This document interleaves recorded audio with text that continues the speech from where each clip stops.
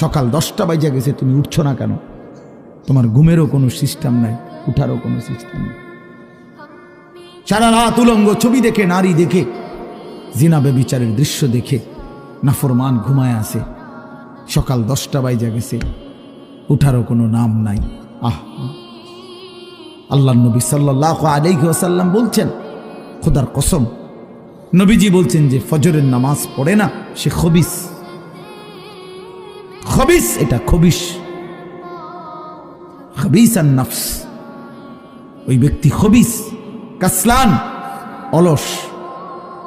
নবীজি বলছেন, যাকা রাজুলুন বালা শাইতানু ফি উযুনাইহি, যে ফজরের নামাজ পড়ে না শয়তান তার 2 কানে পেশাব করে দেয়।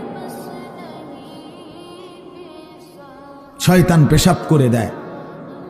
নবী সাল্লাল্লাহু আলাইহি ওয়াসাল্লাম বলেন, ফজরের নামাজ না পড়ে যেই নাফরমান ঘুম থেকে জাগে, ঘরের বাইরে বের হয়, সে শয়তানের ইবলিসের পতাকা নিয়ে বের হয়।